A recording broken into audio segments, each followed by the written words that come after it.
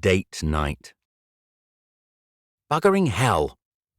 Evan skidded through the door of the restaurant, his leather soles losing traction on the slick marble floor. He grabbed at a nearby sturdy yucca and avoided ending up completely horizontal. "May I help you?"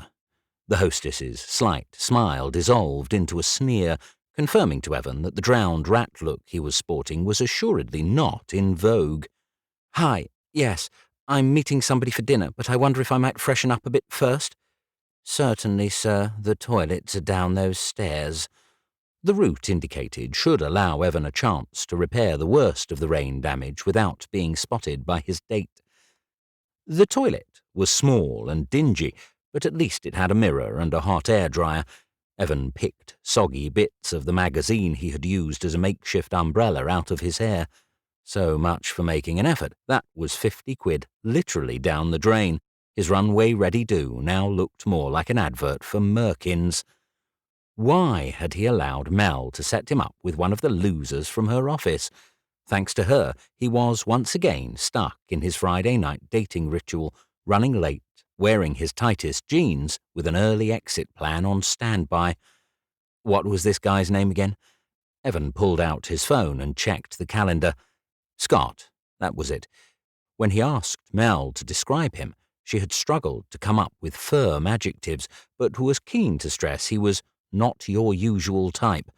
Evan could only assume this meant he wasn't getting lucky tonight.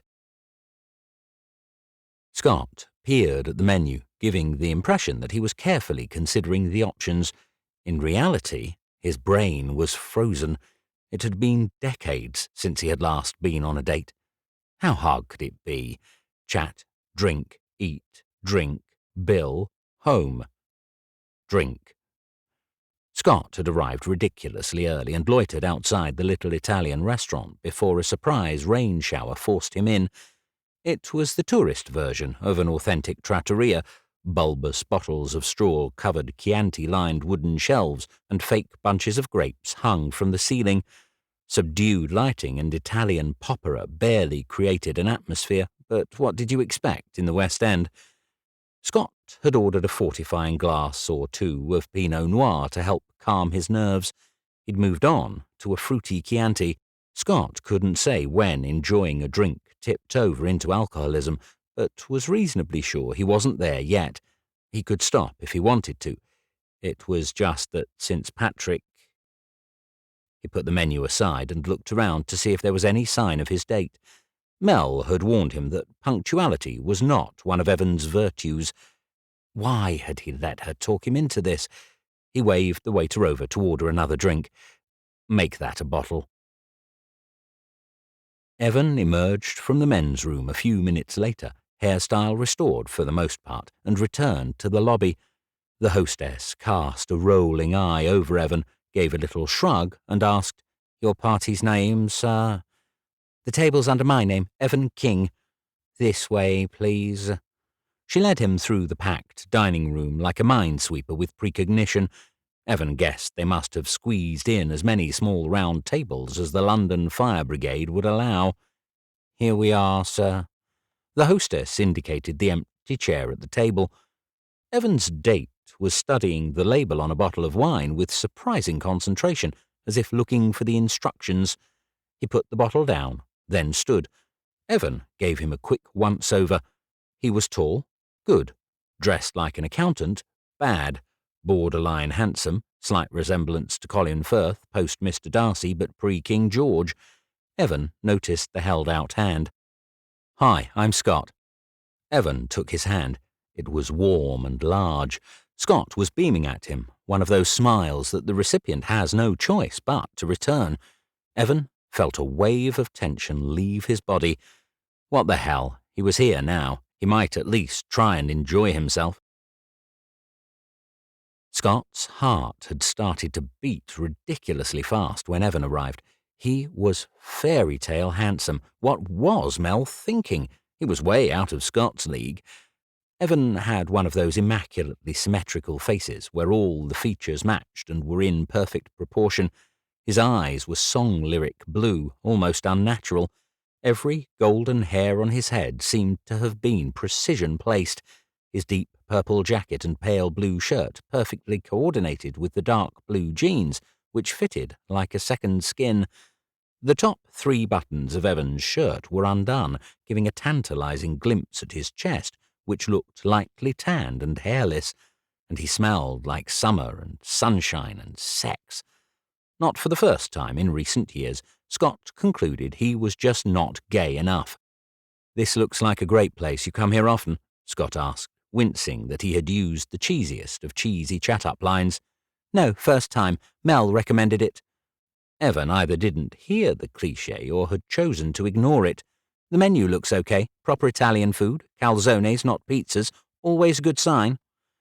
"I was thinking about the lasagna. I love it but can't bear frozen. It always seems too much effort to cook it from fresh when it's only me. I do love cooking, though." "This is riveting, Scotty. Let's talk more about frozen foods and sad little dinners for one." "You cook?" Evan asked. "I'm afraid microwave meals for one are more my thing. I'm brilliant at piercing film and pushing buttons." Evan mimed his standard meal preparation and seemed pleased to raise a chuckle from Scott. "You'll have to let me cook for you. I do a mean Sunday roast with all the trimmings." "For pity's sake, stop talking. Why stop at Sunday lunch? Why don't I invite you to move in?" "Sure, that would be nice. Sometime." Evan had returned his gaze to the menu. Scott wondered if Evan could sense his discomfort. Evan must know the effect he had on men, especially men like Scott. Thankfully, the waiter was approaching, giving Scott a chance to regroup. As Scott gave his order to the waiter, Evan completed his initial assessment. It appeared that Scott had taken the brave decision to rely on Mother Nature to take care of things. There was not a sign of a hair plug, fake tan, or Botox injection. Not that he looked too old, definitely still pre-daddy era. He was a decent 7.5. It was Evan's turn to order. He declined Scott's offer to share an appetizer. He would nibble at a breadstick instead.